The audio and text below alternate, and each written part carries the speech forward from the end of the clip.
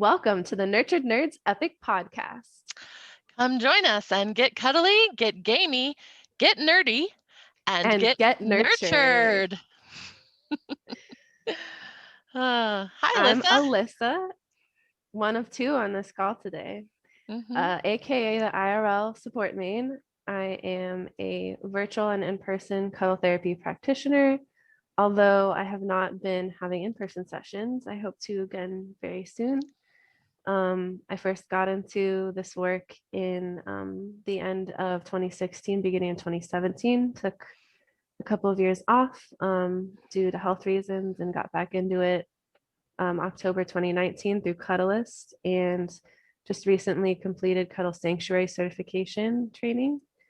And I just moved into my own space and just getting that ready for clients, and just been increasing my virtual offerings, trying new things, seeing what works and what doesn't, and just having a blast with that. And that's me. That's awesome. Yeah, and I'm Mary. I'm in Salt Lake, and I've been doing cuddle work for about 6 or 7 years now. I was doing cuddle parties at first, and then I did workshops, and I wrote a book about connections, and I'm certified with Cuddlist. I see clients once in a while. I've had 2 in-person sessions in a year with the pandemic. But things go on. I've done a lot of virtual sessions. It's been nice getting those skills under my belt. So yeah. But I think we're here today to talk about nerdy stuff, because that's one of my things that I like to talk about. Yeah. We've done a lot of talking about cuddle stuff on all our podcasts up till now, and we will talk about more cuddle stuff. But today we're gonna try to talk more about our gamer stuff. But before we do that, there's something very important we can't miss. We can't miss this. What tea are you drinking today, Alyssa? Okay, here it is. It's called gingerbread spice. There it is. There we go. And yeah, it's really yummy. It's probably similar to what people would consider to be pumpkin spice. It has cinnamon, roasted chicory, ginger, roasted carob, and wohangwo. I don't know what that is. I guess maybe it's a type of tea leaf. Is that like a green natural tea? Flavors. It's an herbal tea. It's caffeine free. It's not green or black tea. It's just herbals. Okay. But the number one ingredient is cinnamon, so I guess that's what it mostly is. Cinnamon. Yeah, gingerbread is like, it's very spicy. Did it say ginger though? I didn't. Did I hear ginger? Oh, okay, I missed gingerbread spice. It's really good. And I have got today I'm back to the one I think I did in the first episode, but it's called immune support, but it tastes like peppermint, and it's got lemongrass and licorice and blackberry root and elderberry extract. Ooh. It's got, the list is like 20 things long, but it's an herbal tea, and it smells really good, and it just tastes really good. So yeah, we've about gone through my tea repertoire now. Alyssa, you're going to be way ahead of me. So I'm back to one that I did in the beginning, but I just like it. So I'm drinking that one again. Time to start trying new teas so we can tell I guess so. listeners about them. Yeah. And our guest today, I don't know, do you have a tea? Do you want to introduce yourself? Sure, I do have a tea. My name is also Alyssa, so I guess we're going to call me Liz today, because that's my kind of what my nerd friends call me. Cool. And the tea I brought is called Roasted Almond, and it's from Duncan Mills Tea Shop. It's in California, and it's this loose tea, but it's like nuts. It kind of smells like walnuts and almonds, and it's just, I don't know what's actually in it because there's no ingredients, but it's just delicious. It's kind of like a candy almost. Is it kind of amaretto-y? Yeah, kind of. Yeah, it's just delicious. Just try it. Cool. So loose leaf, do you just have the leaves in the cup loose, or did you use like a tea ball, or how did you do it? Sometimes I'll use just a tea diffuser, but I have a Keurig that I only use with reusable pod things, and that's just sort of faster. Yeah. So a nice way to do your loose tea. I'm one of those heathens that likes That to is leave the cool. tea bag in the entire like hour. Yeah, I do too. I know.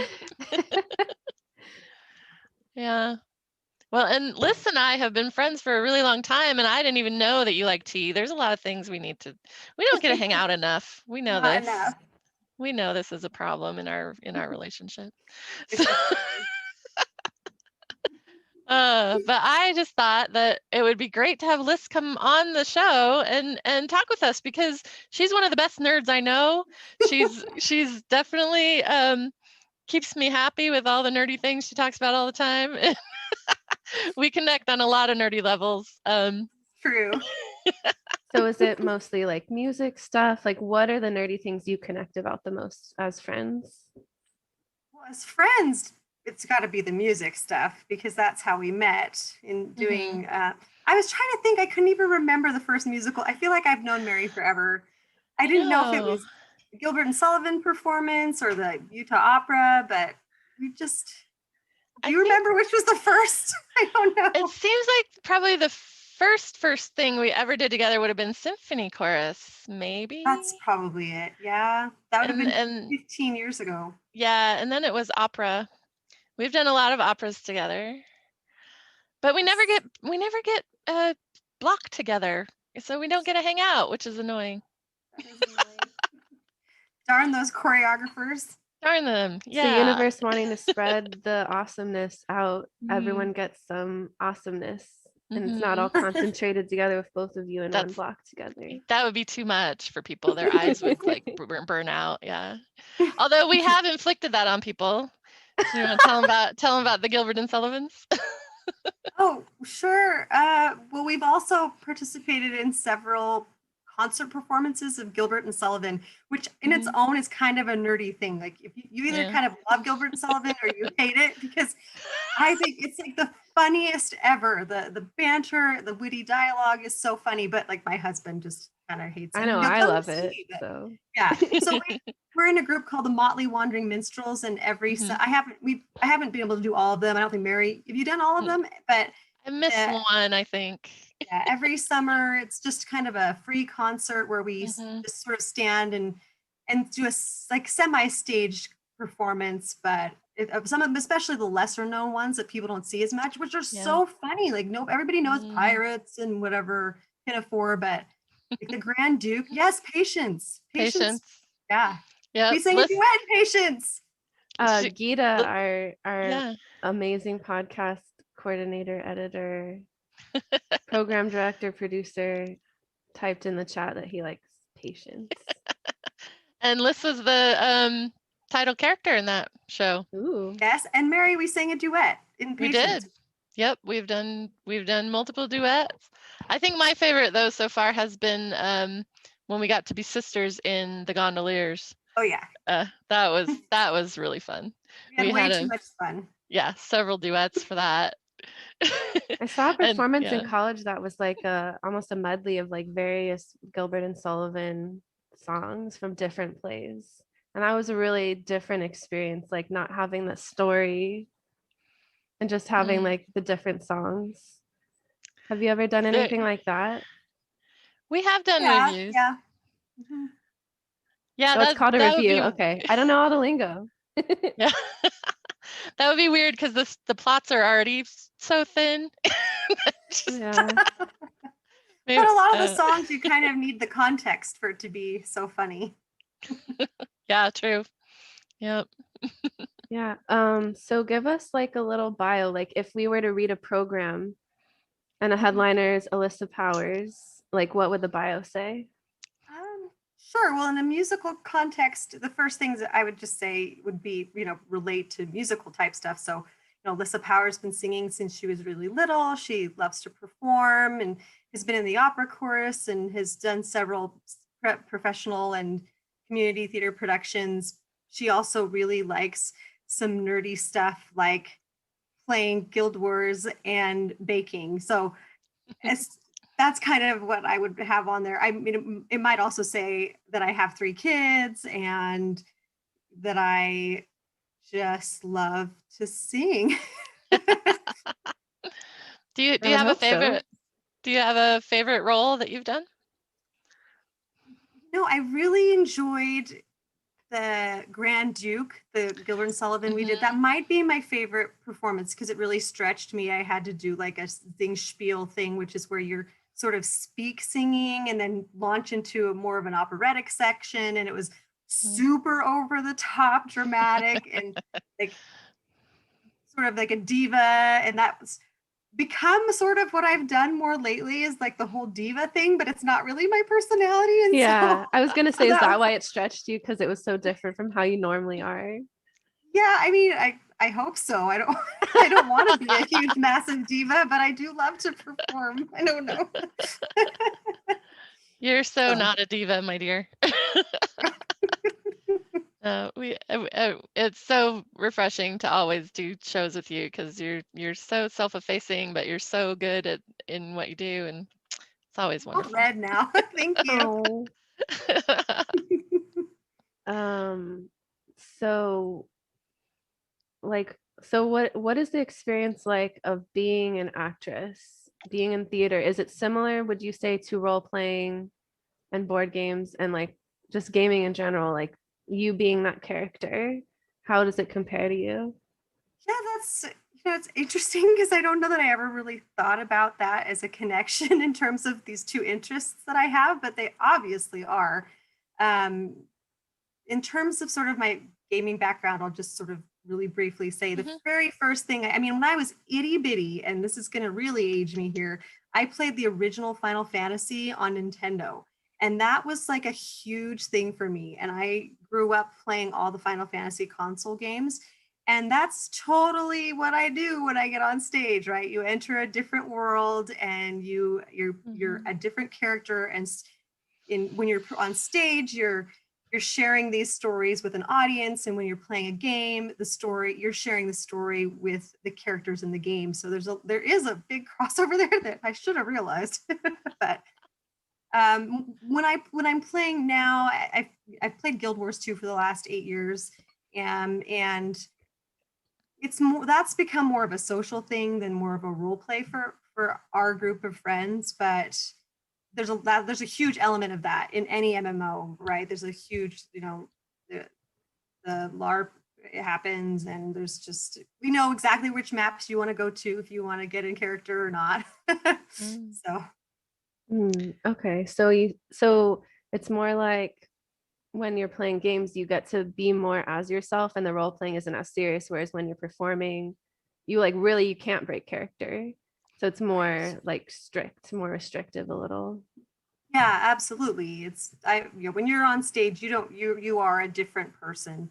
And there's what a lot of people enjoy that aspect of anonymity when they're playing games because you can sort of be what you want to be and be some fantastical, wonderful character, and that's fun and all. But I don't know, you don't need that. We're all wonderful as we are. Go do go wear your fancy armor and use your fancy bow, but you don't need to pretend to be somebody else unless it's fun for a while. But just don't forget that you don't, your value is you, not your avatar. Yeah. Yeah, I like that. We've kind of been working on that here with the Nurture Nerds community of like, how do we do these quests for real life? How do we get our own self buffs of our real character? Yeah, I really like this idea of creating a character that really is just the best version of yourself. It's like, who do I want to be? And then you're like, you get to kind of step into that persona when you're doing things that align with who you want to be. Yeah. That's fantastic. Yeah, I find the acting background does help with that of like, I can define who I am and I can change it too. It's like, there's a lot of self-analysis in theater because you're thinking about, okay, if I was this other character, how would I behave? So you can sort of translate that into your real life of, okay, I see how I'm behaving. How can I adjust that? Mary's really good at helping me with that. Well, thank you. But there's probably also fair amounts of like, because you get to play and explore without the attachment of like, oh, is this really who I am? But then you kind of get to look at it from this like almost like this higher perspective of like, does this actually resonate with who I want to be? and like feeling into that, and like maybe the more that it doesn't resonate with who you are, maybe you feel more like open to be like more like full on about it, more playful if it's like an aspect where you're like, well, I know this isn't me anyway, so it's okay to just fully be that. I don't know, how is that if you're playing it like a villain or a yeah not so nice character.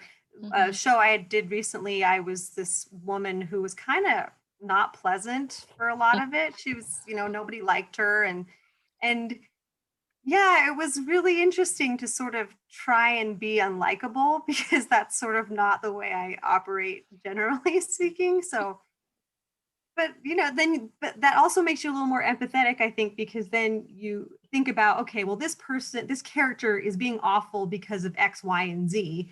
And then I can say, oh, this person in real life is kind of being annoying to me. It's probably because of X, Y, and Z. It's not because they're just like inherently a bad person or something. And makes you a little more understanding, hopefully. yeah Everybody's got a backstory. Exactly. It's a really and in games point. You make it up, but in real life you don't. Right. I do have to confess that I shared one of your recent projects with the nerds here, and they loved it because you did a parody of for the Wheel of Time competition, music parody competition, right? I did. Yeah, will you tell us about it? Because it was amazing, I have to tell you. Thank you. It's fun. And I just have to start out by saying it's so weird to think, because 20 years ago, we wouldn't have had the technology. But when I was starting to read these books, The Wheel of Time, 20 plus years ago, and I sort of am obsessed. I'm wearing my shirt right now. That's a Wheel of Time shirt. I mean, even if the technology had been there, I never would have made a video because 20 years ago, I don't think anyone knew that I loved these books. I don't think I was comfortable being like, hey guys, I'm pretty nerdy. It just was a different, in high school or whatever. I did the music thing and that was great, but I didn't get to sort of express my nerdiness because it was harder then, because people weren't as maybe generous about appreciating the things that nerds enjoy, right? It was not to say you'd be ostracized or anything, but there was definitely more of a like, oh my gosh, that person, she likes those books, that's weird, maybe not. Anyway, that was your perception at the time, right? Yeah, it was. Maybe I was wrong. I hope I was wrong, but I do feel like there's more acceptance right now than there may have been back then. Anyway, sorry, I'm digressing. I made a video. It was a parody video for a contest put up by some online content creators for the Wheel of Time, especially the Dusty Wheel, Unraveling the Pattern, and Wad Up. And they thought it was going to be like this little thing, and there were 44 entries, and I got third place. And it was amazing. You had to write your own lyrics, and she sang them all and had the video. And you did all the editing yourself? I did the only thing that a person helped me with was I made the music accompaniment on a program, and I made it be a harp and some drums and stuff. So my friend plays the harp, so I was like, can you just send me some video of your hands playing the harp? That's the only thing I got. Everything else I just That's funny because I saw that harp and I was like, I bet that's Amy. And it was. That's great that you knew who it was. Yeah. She wasn't actually playing the music that was in the background, but it worked though. Yeah. It worked. So it was fun. I got to explore some video editing and sound editing for fun, but I wonder if there's anyone that saw it and was like, wait, this video of this harp playing doesn't match up to the music. Probably. Somebody probably looked that closely.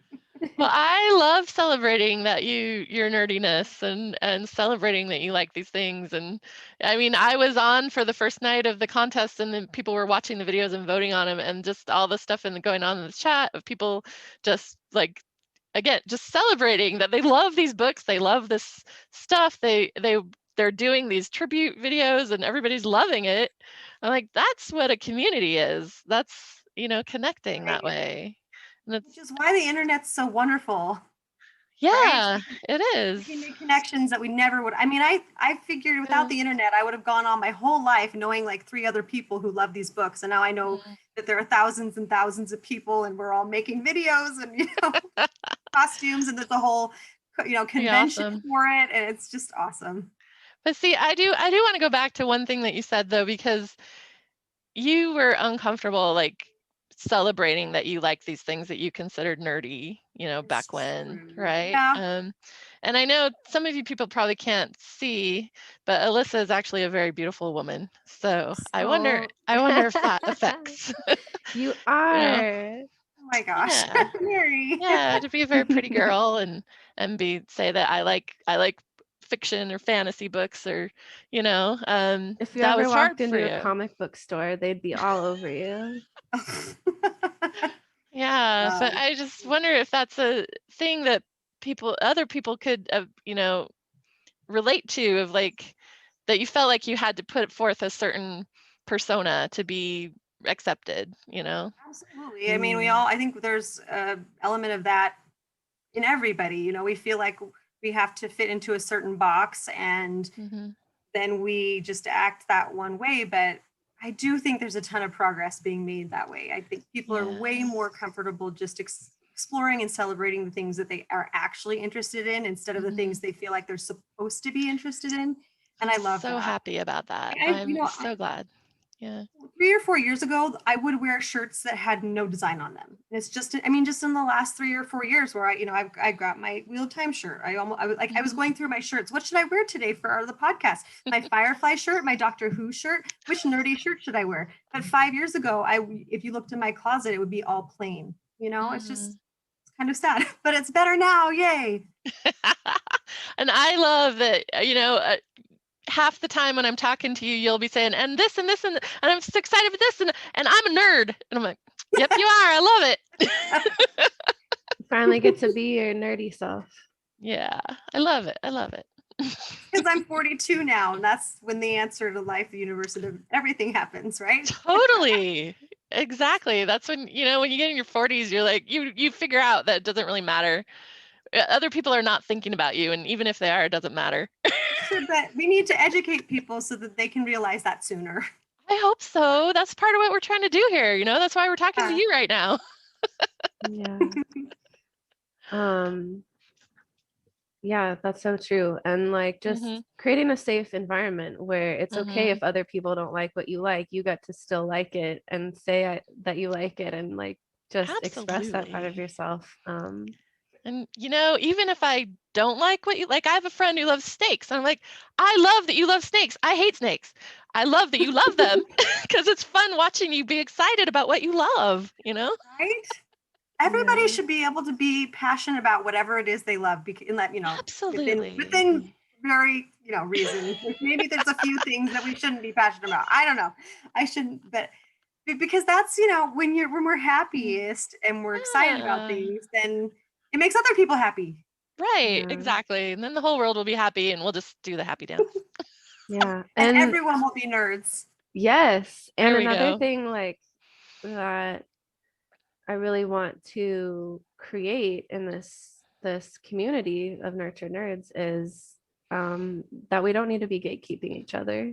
Right. So that's the other side of it. There's like the side of it where it's like what you like is stupid, and then there's the other side of it's like you don't get to call yourself a fan of this thing because you don't know this, and this. Like you're not enough of a fan. There's just this like both ends of that spectrum, right? That can be really harmful and toxic. And I want this place to be sort of like a haven from all of that toxicity.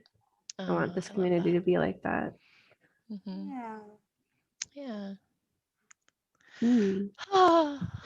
So you guys mentioned a little while ago the things you worked on together, but Alyssa, what role have you played that you would say is your favorite or one of your favorites for various reasons, like just that you enjoyed it the most, or like whatever is important to you about it that makes it your favorite?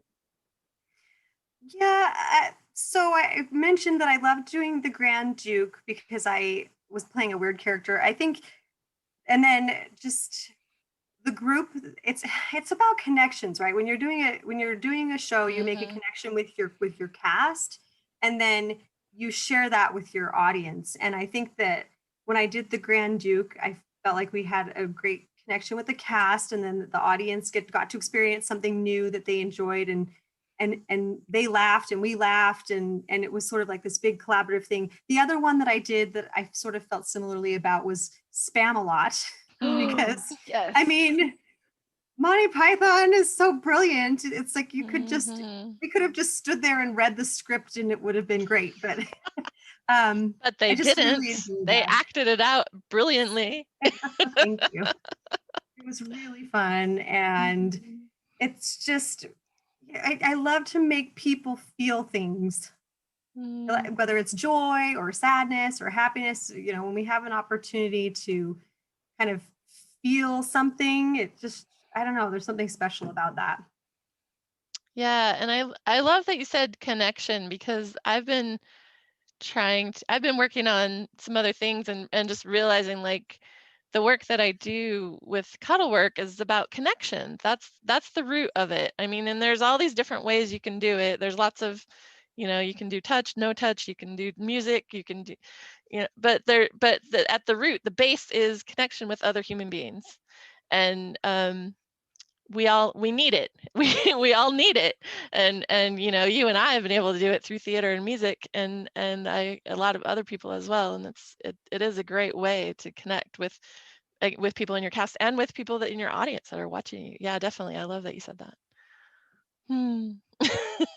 And a lot of our community, I'm sure, are doing it through games and even through streaming. Like, I think that's part of why streaming has gotten so big, because it allows for that connection.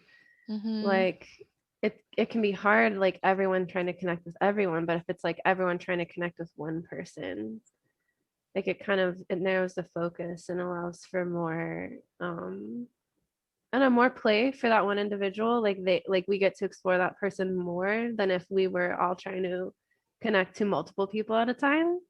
You know what I mean? Absolutely. And I think that's kind of why theater allows for so much connection too, right? It's like there tends to be only focus on one or just a handful of people at a time on the stage, and like exploring those characters more in depth. And then when you're doing your online gaming, you said you do it more for the social contact now, because you've been in the same game. I mean, you've already gotten to level 80, 5 years ago, right? I think I have 3 legendary weapons. That's pretty good. I don't know.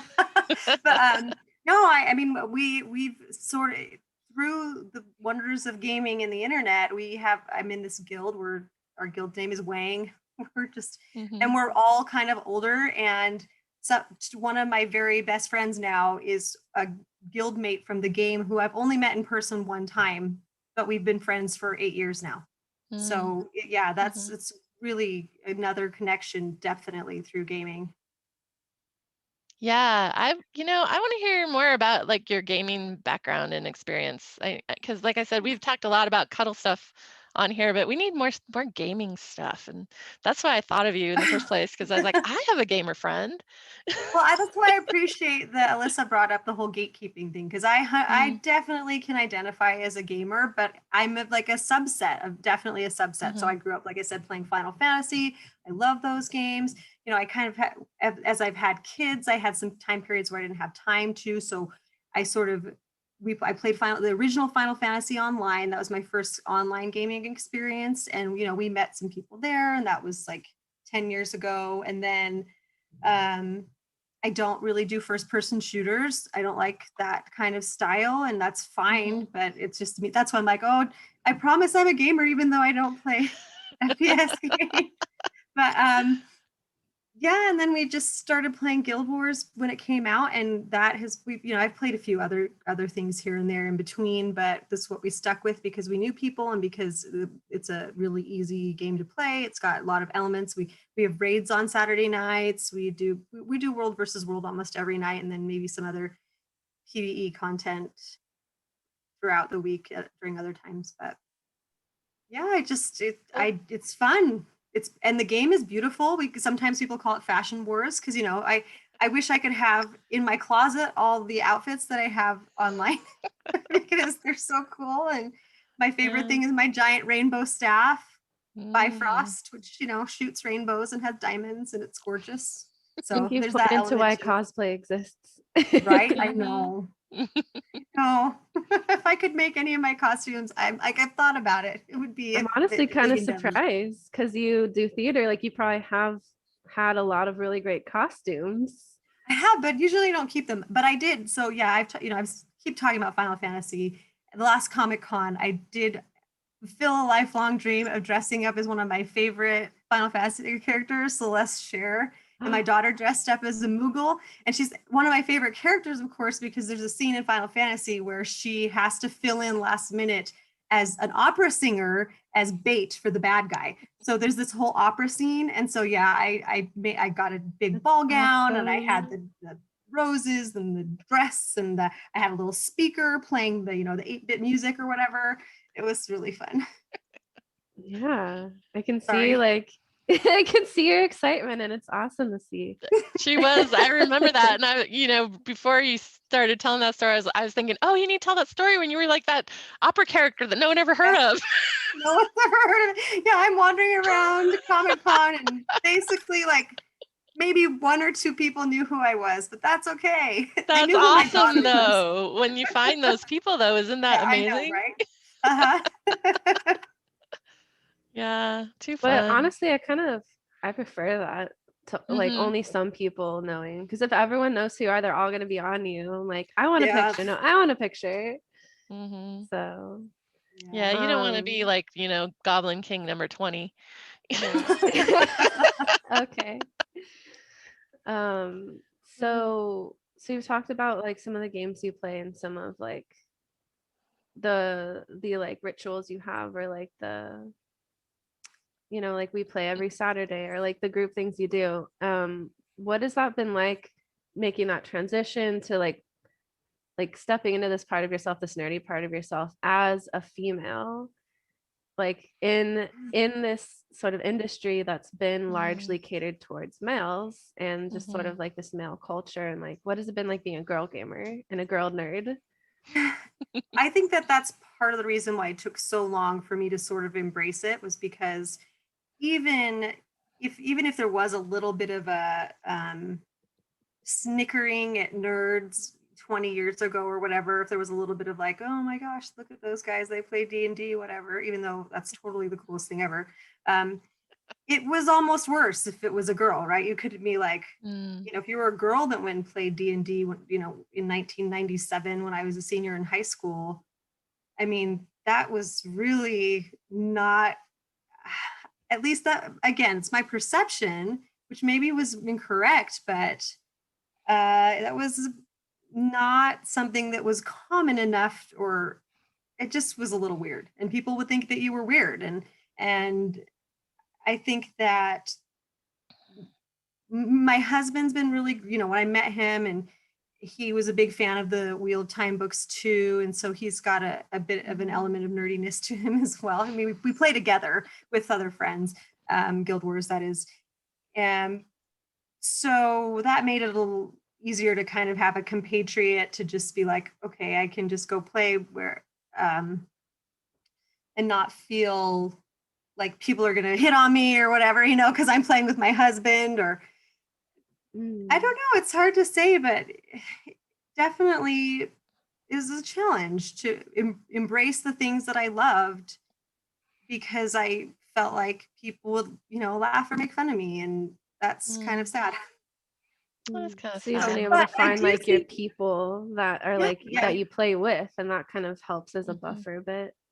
Yeah, and then it's just more common now. I just, you know, whether it's people playing games on their phones or playing games online, it's so much more common now. And I think that, I don't know, I wonder about the, like, when I was playing Final Fantasy when I was like 12, how many more girls who are 12 now are playing video games than when I was 12. I think there's probably a lot more. So it'll be interesting to look into that. But yeah, but that's why it's also so important to find your people. Like, who are you hanging around that are that might be looking down their nose because you like games. If everybody else you're with likes games, they'll think that's cool. So, Yeah, you just want to make sure I've got a daughter, and she comes and plays Guild Wars with us now, and she's 10. Cool.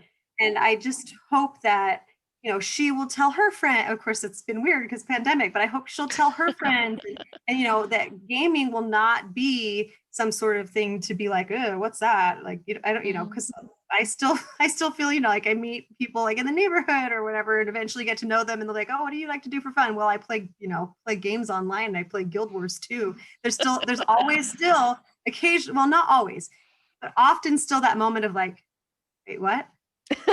Yeah. So just making sure, make sure that people know that it's so entertaining and it's social and it's filling, and I don't know. It's great. Yeah. I mean, we get that moment where it's like, wait, what do? You play games? What? But and that moment can be uncomfortable, right? But then what happens after that? Usually they'll ask, right? Now anyway. I think that if the same thing had happened like 20 years ago, they'd be like, what? And then they'd walk away.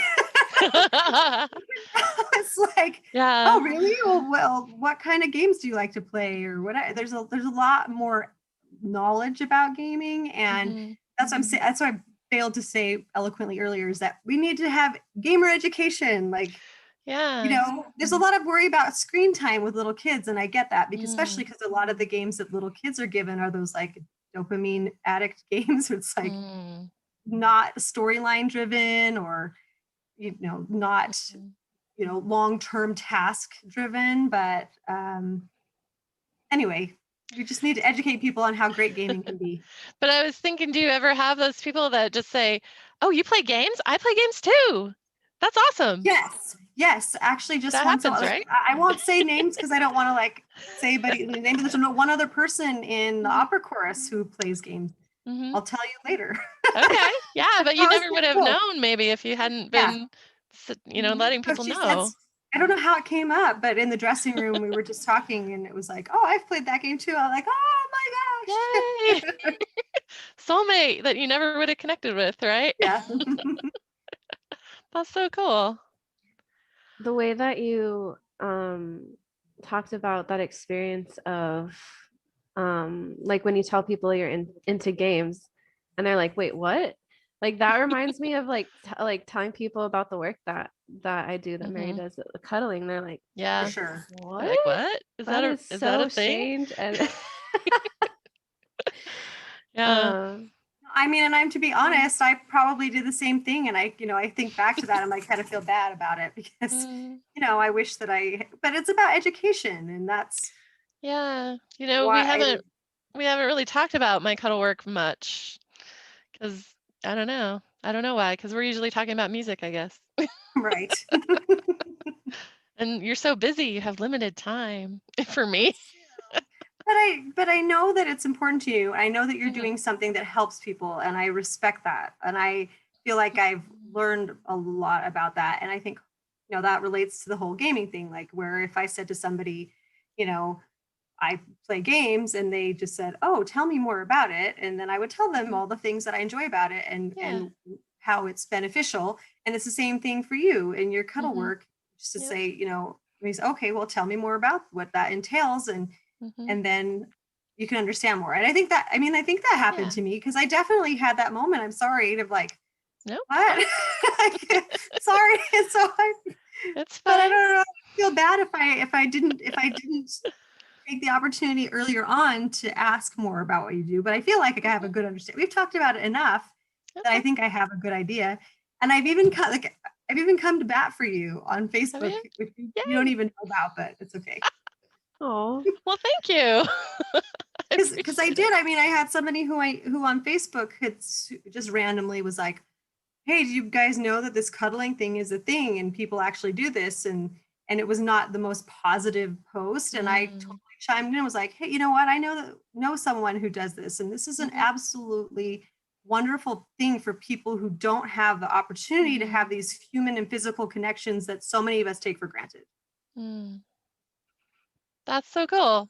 that you can get it, even though we haven't really like talked about it in depth.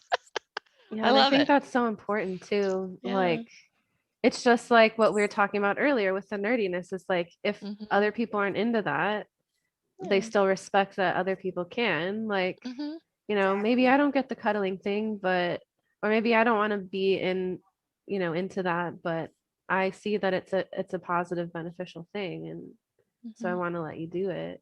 Or I want to just let you be who you're being and just let you enjoy this thing, even if I don't enjoy it. It's so much about education, I think, though, too. I mean, this is maybe off topic slightly, but my husband's really into cycling. And I was just like, okay, people ride a bike, whatever. But the more you learn about it, then it becomes interesting, and you just, it's like with almost any topic. But this is what you guys are doing is more important in a lot of ways, because you know, there's so much benefit from physical contact, and some people need it more than others, right? I think that's probably true. Maybe you know more than I do, but there are a lot of people who just don't have that opportunity to be safe in an environment and just get that sort of fulfill a need. And I really love that you're making that happen. And I think you're right. Like, it really does come down to education. It's like, that's why this work is so needed, is because there are these things that are true that we aren't taught, that like we need to learn in order to be more in connection with ourselves and our wants and needs, and you know, be able to extend that consideration to others and give space for them to do the same thing. And just realizing how beneficial having that is, and that it's not a given for a lot of people. Yeah. Wow. So I really appreciate your perspective. Totally. Yep. Thank you. Yeah, I wasn't we sure have time for one more question. Okay. I was gonna say I wasn't sure how it was gonna be having one of my close friends come on when you're not really related to the cuddle stuff, and this has been awesome. I'm so glad I thought of asking you, and she was just like, yeah, sure, I'll come. I'm like, great. Yay. So Mary, you can ask me anything and I'll say yes, because you're the best. Oh, you're so sweet. Is there anything else you wanna tell us about that we haven't asked, or that you know feels undone?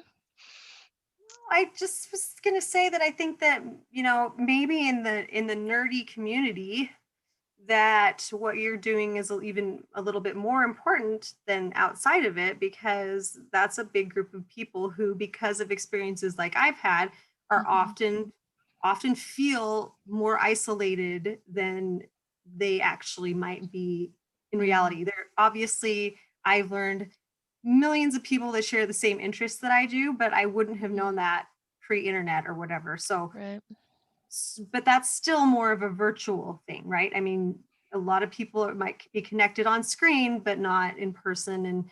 And so I don't know, I just really respect what you're doing. And I think that this is a community that maybe needs it more than others. Yeah. And I think like that's part of why we're turning to these forms of escape games, role playing, because things are really hard in our real life and we don't feel equipped to deal with them powerfully. So it's like, let me go into this other fictional world where I can deal with problems powerfully, can be somebody who is equipped to deal with what's in front of me. Yeah, and that's totally part, you know, the mission of the work I want to do, to say you can have the power in real life too. Yes. Here it is. and I'm not giving it to you. It's there inside you. You just have to, you know, let me help you recognize it. It's already there. You don't need your glowy rainbow staff to be important and special. There's no secret ingredient. It's all you. It was you all along. It was you all along, grasshopper. Yes. But if you occasionally want to go and, you know, use your longbow and sword, online, that's okay too. Just don't playing is so important. Yeah, it is. It's a self-care routine. We were talking to one of our other guests was saying that, and yeah, it is. It's so important. But we also have to remember that is the game, and this is the real life, right? And this real life can be a game. Like, we can interact with our lives like a game, and ourselves like a game character. just in the sense of like we have the power to create it and Yeah. for it to be fun and engaging and silly and playful and Absolutely. Absolutely. We are the architects of our own life. Just like, yeah, exactly. Cool. Just like Minecraft, which I don't play. My kids do. Well, how are you feeling now after coming to talk to us, Alyssa Powers? It's been really fun. I just appreciate the opportunity to talk about the nerdy things that I like, and we kind of only scratch the surface. I mean, really. But the reality is that there's so many people who enjoy the same things, and you shouldn't ever feel like you're isolated because of that, or you shouldn't feel less because you enjoy things that aren't considered mainstream. There's our sound bite. So perfect. Thank you so much for being here and for your openness and your just letting us see your nerdiness. You're welcome. We invite you. You're welcome to stay for the rest of the podcast if you would like to. Yeah, give us your comments, because we usually like to go ahead and chat for a minute and say, do we have any fun stories or anything that happened that we want to share? Or well, I kind of have a story that goes into a nerdy thing. Yeah. So I really like vaporwave music and synthwave and just sort of these new emerging genres. And one of the artists that I really like, who also just makes music mixes with his and other people's music on YouTube, his name is Jason Sanders. And just recently he came out with a music mix that is all Nintendo music and it's really good. It's called SNES Transmission. So that's my nerdy thing of the week. Like I recommend it. Please check it out. Cool. I love it. Yeah, I haven't heard of that, so that's brand new to me. Yeah. My boyfriend Paul and I listened to it while we were playing while we were playing a game together the other night. Yeah. Nice. Cool. I think we need a cuddle position too, because yeah. Oh yeah. So I brought my monkeys to demonstrate the lap of luxury position. It's very much a one person's the giver and the other person's the receiver, and just like a very nurturing position. So I'm going to turn off my background here to make it easier to see them. With your two monkey yeah. Okay. Stuffed animals there. They've got nice long arms and legs so we can do the position. Yeah. Okay. So it's similar to Big Bear, Little Bear. One person sitting in the back and you ideally want to have some sort of back support. And then you put your legs out a bit so the other person can come in and sit in between them. And rather than being sitting up, the other person's laying down. And so what the leg on the side that this front person is facing, you kind of bend it a bit so that they can put their arm underneath and hug it. Hug your leg and kind of put their cheek on your thigh. And you can put a pillow here on your lap to make it more comfortable for them to rest their head. And then you get to play. Like, yeah. So, and another important part is this other leg. You kind of want to put it against their back and kind of feel like you're hugging them with your legs a bit. So that can feel really secure.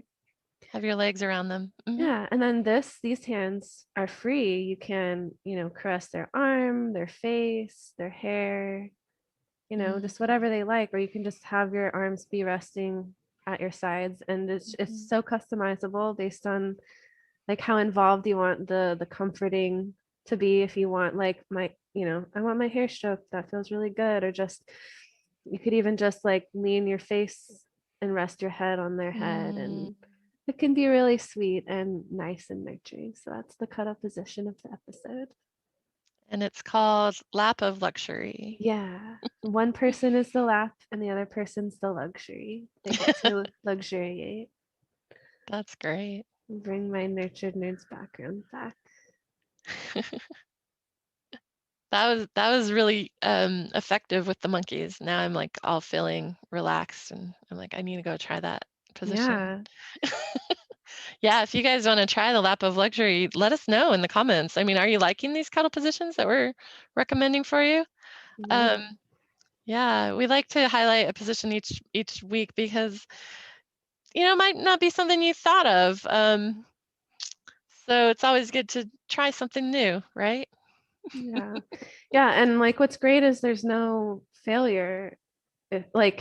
If you learned something, it wasn't a failure. So even if you try Yeah. a position or an activity and you're like, I don't like this, well, you learned something about yourself.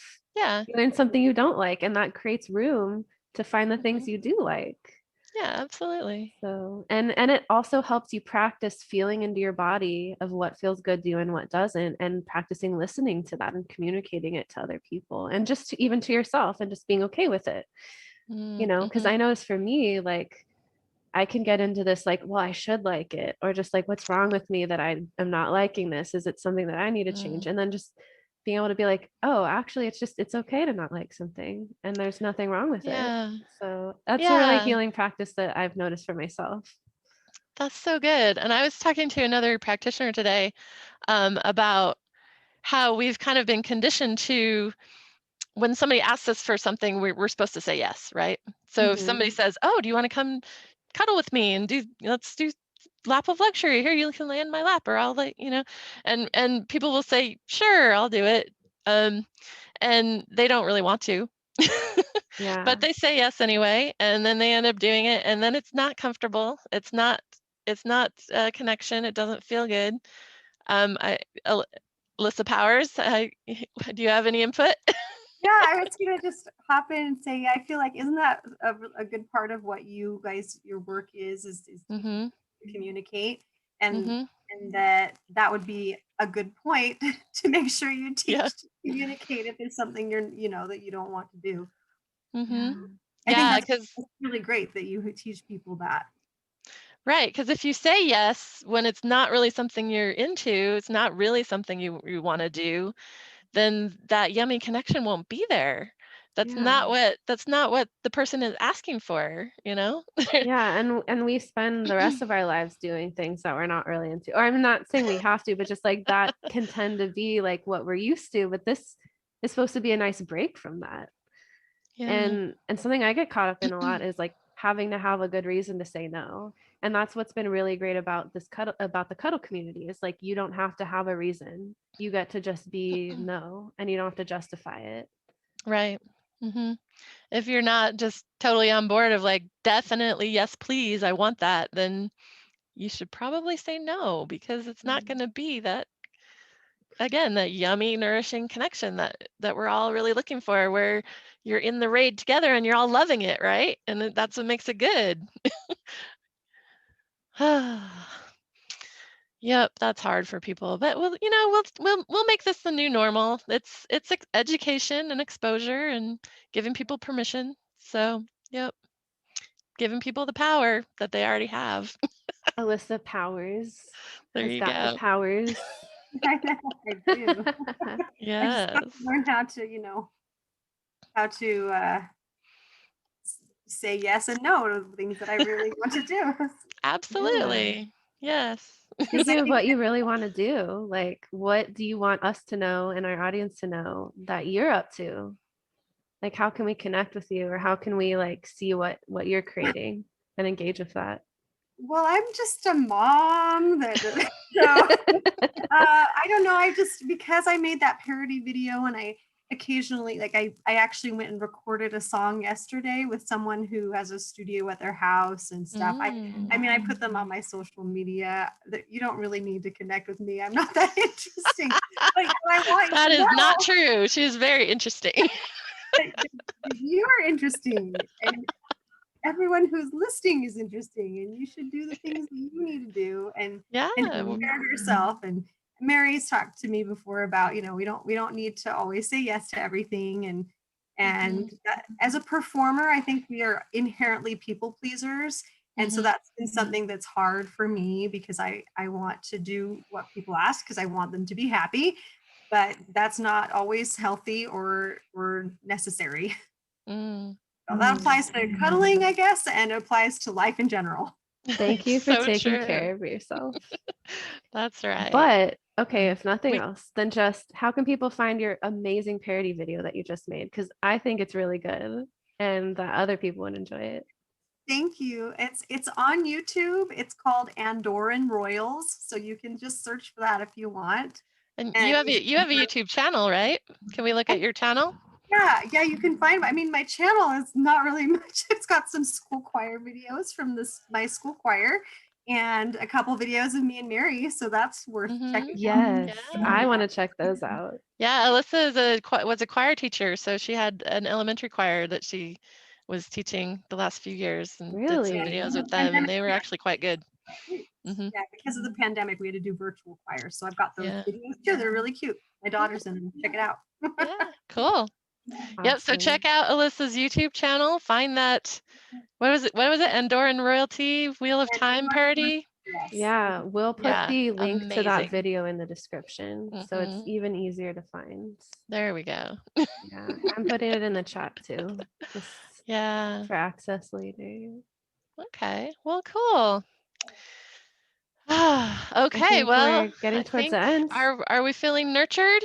Wait, you jumped the gun, Mary. Did I jump the gun? Tell people to go to nurturednerds.com. Oh, I thought we did that after. Subreddit r/nurturednerds with the ends capitalized. Facebook.com/nurturednerds. And our current raid we're doing for Jerk Proof Your Relationships. That's at cassandrabrown.org. Yeah. All links will be in the description. Please like, subscribe, comment, let us know what you think, what you want us to do next in our podcast, all the things. Nerdy things that you like, the nerdy things you like, the cuddle positions you like or don't like. Just talk to us. Yeah, we want to be friends. We need some input, you guys. We need to hear from you. Yeah. Oh, that's a good point. Gita just wanted me to remind you, membership is free. We're planning to have a premium membership in the future for exclusive content, but our basic membership will always be free. You can always be a member of our community at no cost. So please join us. Everyone's welcome. Everyone's a nerd about something, and we all need nurturing. Yes. There's our other soundbite. Yes. And on that note, are we feeling nurtured? I'm feeling nurtured. I am feeling nurtured. I am for sure. Oh, yay. All right. Put your arms out and then bring them in. Self-hug times. Self-hug. Remember what Grace said. The good feelings you give to somebody when you're hugging them, give them to yourself. Yep. You're hugging yourself. So think of that, of the good things when you hug somebody. Mary gives the best hugs. Thank you. I hope to experience one of these magical Mary hugs someday. Yes, we will for sure. That's a promise. Post-pandemic. Definitely. Gonna be a cuddle road trip or trip around the world, really. Absolutely. I want to visit everybody. I know. Me too. Gita too, he says. Yeah, Gita is a huge world traveler, so it will happen. Coming soon. Yep. Thanks, everybody. Yeah, thank you for joining us for your daily dose or weekly dose of nurturing. See you on the next episode. Next time. Bye. Yeah.